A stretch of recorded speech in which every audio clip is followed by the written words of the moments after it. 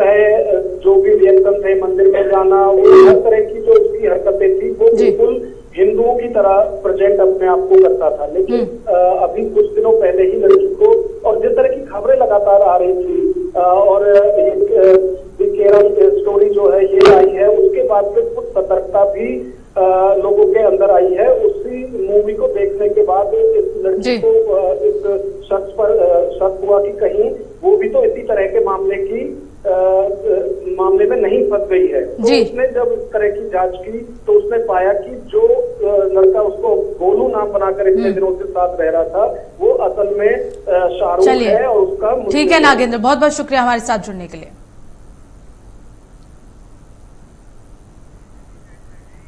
इसी बीच गाजियाबाद से breaking news का रुख कर लेते हैं। धर्मांतरण मामले में बातचीत की चैट वायरल, किशोर से बातचीत की नई चैट आई सामने। चैट में मस्जिद का मौलवी कर रहा था बातचीत, मौलवी नमाज पढ़ने के लिए बातचीत कर रहा था, नमाज छूटने पर क्या करें इसकी सलाह भी दे रहा था। तो गाजियाबाद में धर्मांतरण से जुड़ा मामला, जहां अब नई चैट सामने आई है, नमाज छूटने पर क्या करें इसकी सलाह भी मौलवी देता हुआ नजर आया।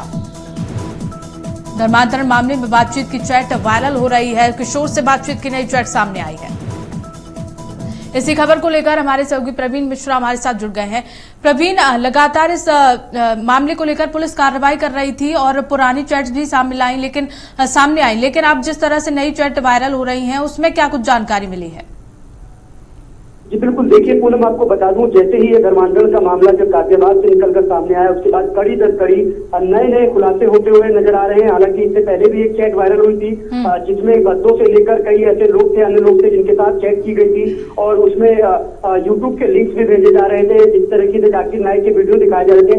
लेकिन कहीं ना कहीं एक और खुलासा गाजियाबाद पुलिस की तरफ से हुआ और नया चैट सामने आया है, जिसमें की जो संजय नगर सेक्टर 23 में जो स्थित मस्जिद है, जहाँ पर जो नाबालिग युवक है उसके साथ चैटिंग की जा रही थी, उससे लगातार ये बातें की जा रही थी कि नमाज कितने बजे होगी और क्या समय रहेगा। हालांकि ऐसी कई चीजें बातें हो रही हैं, उसमें लगातार देखने को मिल रही हैं। लेकिन कहीं ना कहीं मौलवी यानी कि मौलवी का पूरा इसमें रोल था और पूरा इसमें हाथ भी था, क्योंकि जब ये चैट वायरल हुई है उसके बाद से अब लगातार अन्य चीजें भी सामने निकल कर आ रही है। देखिए, सबसे बड़ी बात यह है कि गाजियाबाद पुलिस ATS मुंबई में लगातार जो बच्चों है, जो मेन मुख्य आरोपी है, हालांकि उसके पकड़ने के बाद अन्य चीजें और सामने निकल कर आएगी। लेकिन कहीं ना कहीं अब जो गति जो दी जा रही है मुंबई के अंदर में, फिलहाल के लिए अब देखने वाली बात होगी कि आगे और कितने खुलासे हो पाएंगे, क्योंकि लगातार कड़ी दर कड़ी जो खुलासे हो रहे हैं सामने सब नजर आ रहे हैं। बड़ा मामला है, धर्मांतरण का मामला छोटा नहीं है, हालांकि एक बड़ा मामला है जिसको लेकर खासतौर पर अब जो सभी सेंट्रल से लेकर सभी एजेंसियां लगातार जांच में जुट गई हैं और लगातार इस तरह के जो भी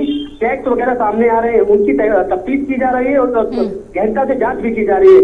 हालांकि अब ये टैक्स जिस तरह से वायरल हो रहा है तो कहीं ना कहीं अब और भी खुलासे सामने देखने को मिल सकते हैं। पूनम जी, चलिए प्रवीण, बहुत बहुत धन्यवाद हमारे साथ जुड़ने के लिए। तो वहीं कानपुर में मुस्लिम युवक ने भगवा चोला पहन लिया, चर्चा का विषय बन गया। भगवा चोला पहनकर गणेश मूर्ति के लिए निकला था।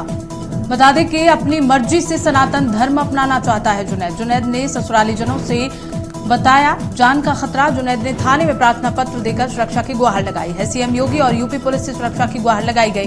डीसीपी साउथ ने जांच के बाद कार्रवाई के आदेश दे दिए गए हैं। कानपुर के बाबूपुरवा इलाके का पूरा मामला बताया जा रहा है, जहां भगवा चोला पहनकर एक युवक धर्म बदलना चाहता है।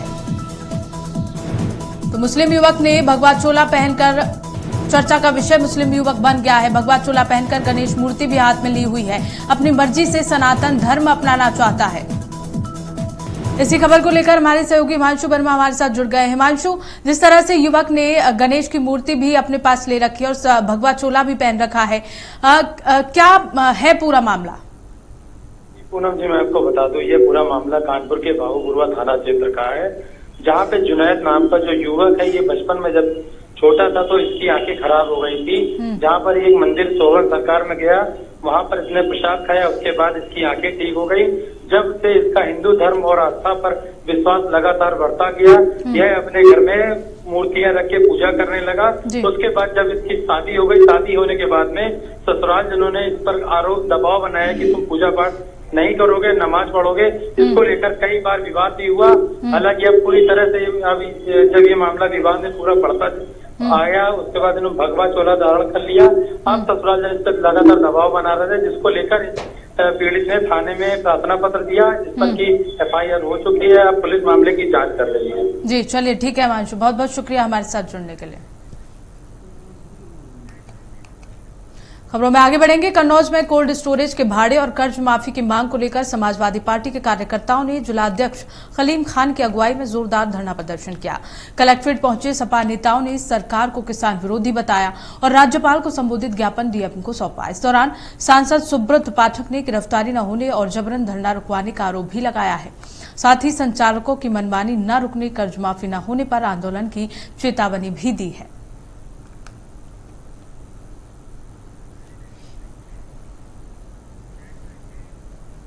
तो वहीं जयपुर में सुपरस्टार सनी देओल ने अनिल शर्मा की ओर से अभिनीत फिल्म गदर 2 एक प्रेम कथा की फिर से रिलीज के लिए दिल्ली, मुंबई और जयपुर के एक विशेष दौरे का प्रोग्राम बनाया है और इसी सिलसिले में वो जयपुर पहुंचे। 2001 में बनी इस फिल्म ने अपने प्रदर्शन पर समूचे देश में दर्शकों के दिलों पर कब्जा कर लिया था।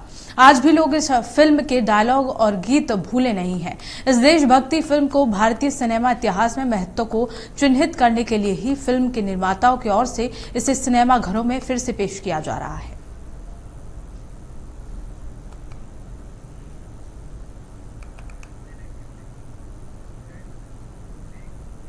तो बुलंदशहर में हाई वोल्टेज लाइन की चपेट में आने से किसान की मौत हो गई। खेत पर काम कर रहे खेत पर झूलती HT लाइन की चपेट में आया किसान की मौत से परिवार में मातम छा गया है। बुलंदशहर कोतवाली देहात क्षेत्र का ये पूरा मामला, जहां एक किसान हाई वोल्टेज लाइन की चपेट में आने से किसान की मौत हो गई।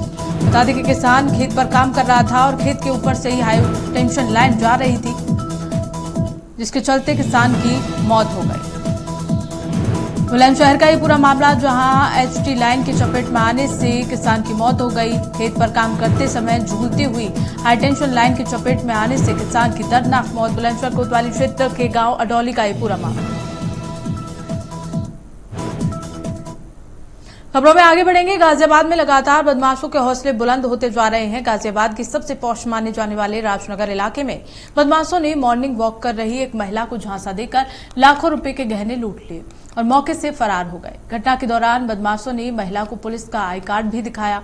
पीड़ित महिला शहर के बड़े व्यापारी और वरिष्ठ बीजेपी नेता संजीव गुप्ता की भाभी है, जो कि सुबह मॉर्निंग वॉक कर रही थी और हमेशा की तरह जब पीड़ित महिला सीमा गुप्ता मॉर्निंग वॉक करते हुए अपने घर से कुछ ही दूर पहले पहुंची तो वहां पर कुछ लोगों ने उन्हें आवाज दी और अपने आप को पुलिस विभाग का बताया, जिसके बाद पीड़ित महिला से गहने हत्या कर नकली गहने पकड़ा दिए। योगी जी ने बदमाश हुई ये स्थिति है। जब योगी जी ये जो घटनाक्रम हुआ, हमारे छोटे भाई राजीव गुप्ता जी हैं, उनकी मिसेज सीमा गुप्ता है। वो प्रतिदिन की तरह आज सुबह भी 6:30 बजे के आसपास वॉक के लिए निकली तो वो कमिश्नर साहब के आवास के आगे से होते हुए और अपना जो नंजवारी चौराहा है, अपना इस्कॉन वाली जो रोड है, जब मैं सुबह मॉर्निंग वॉक के लिए 7 बजे का टाइम था, वो मुझे एक पुलिस वाला उधर से वो कहने लगा कि हम पुलिस वाले चेकिंग चल रही है, आप वो बुला रहे हैं, आपका आवाज भी आपने सुनी नहीं। कि भाई मैंने तो नहीं सुनी, क्या बुला रहे हैं आप, चलो उधर को बुला के ले गए। साथ में एक लड़के को उन्होंने करना था, मास्क लगा रखे थे, हेलमेट भी पहना हुआ था उन लोगों ने। जो दूसरे लड़के को पकड़ा था उसने भी मास्क लगा था, उसकी भी चैन ऐसे उतार के उसके पेपर में लिपेट के उन्हें दे दी। उसने कहा जेब में रख लो। ऐसे मैंने कहा भैया मैं तो जा रही हूँ। बोले नहीं तुम कड़े उतारो ना, उसने मेरे सामने से उतरवा के और ऐसे पेपर में लिपेट के मुझे दे दिया। बोले जेब में रख के न घर जाओ तुम। घर आके देखे तो ये आर्टिफिशियल कड़े ये निकले इसमें। ये स्थिति है जब योगी जी ने। तो वहीं मुरादाबाद के थाना कटगढ़ क्षेत्र में उस समय हड़कंप मच गया जब हमलावर ने एक युवक को सड़क पर सरेआम गोली मार दी। जानकारी के अनुसार हत्या के आरोपी ने युवक को पहले फोन करके घर से बाहर बुलाया और फिर उस पर गोलियां बरसा दी। वहीं नाजुक हालत में युवक को अस्पताल में भर्ती कराया गया। घायल युवक के पिता ने बताया कि युवक डीजल लेने के लिए पेट्रोल पंप पर गया था, वहां से लौटा तो घर आकर चाय पीने लगा। तभी उसके मोबाइल पर एक कॉल आई।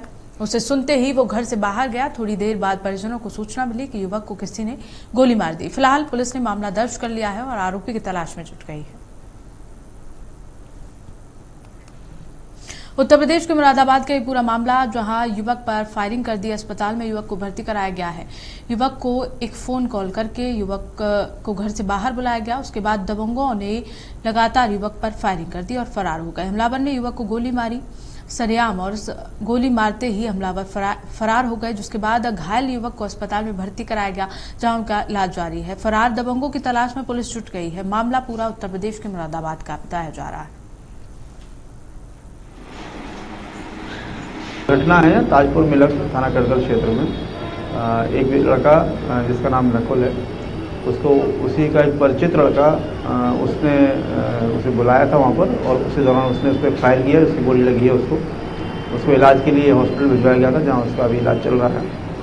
और इसमें एक अभियोग पंजीकृत किया जा रहा है। जो घायल है उसका ये कहना है कि जिस लड़के ने उस घायल को गोली मारी है उसका किसी लड़की से कोई उसका प्रेम संबंध था, और इस लड़के ने उस लड़के को जिसने गोली मारी है, जिसका नाम संजय है, उसने इसको किसी बात।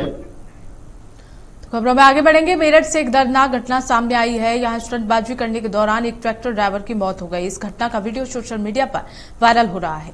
बताया जा रहा है कि कंपनी ने अपनी नए ट्रैक्टर की खूबियां दिखाने के लिए गांव में डेमो प्रोग्राम रखा था। ड्राइवर ने खेत में जैसे ही ट्रैक्टर से स्टंटबाजी शुरू की, वैसे ही ट्रैक्टर पलट गया। उसके नीचे दबने से ड्राइवर की मौके पर ही मौत हो गई। घटना की सूचना मिलते ही पुलिस मौके पर पहुंची, शव को कब्जे में लेकर मामले की जांच शुरू की है। जानकारी के अनुसार मवाना में भवानी ऑटोमोबाइल्स के पास आयशर कंपनी की फ्रेंचाइजी है।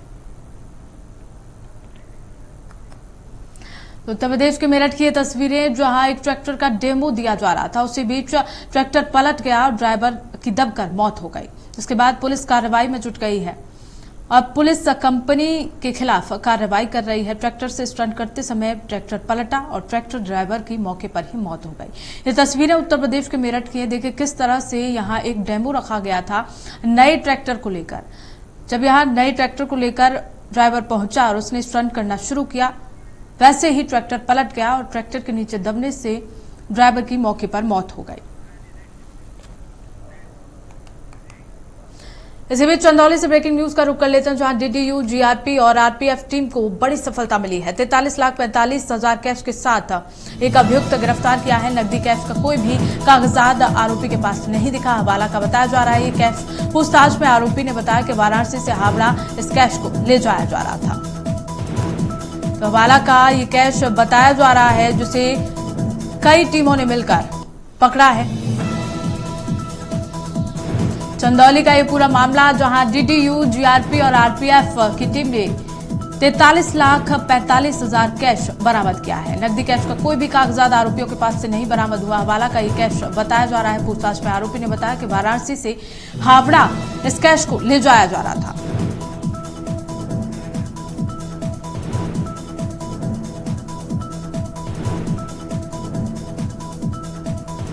साढ़े 5 बजे प्रभारी जीआरपी सुरेश कुमार सिंह, उनकी टीम वहाँ आरपीएफ द्वारा जो है प्लेटफॉर्म नंबर 1 और 2 के पर चेकिंग की जा रही है।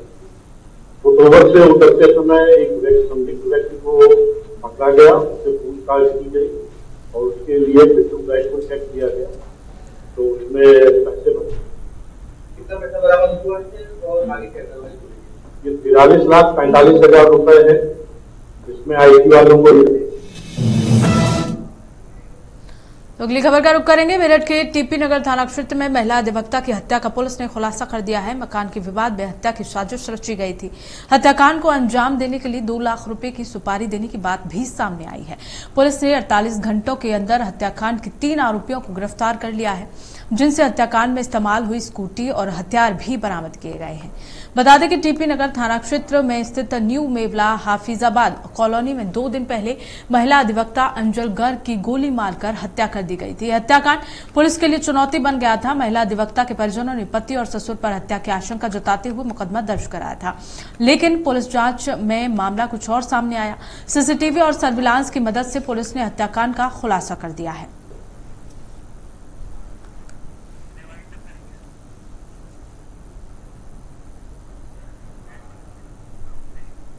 फिलहाल खबरों में बस इतना ही। देश और दुनिया की तमाम बड़ी खबरों के लिए देखते रहिए न्यूज़ वॉच इंडिया।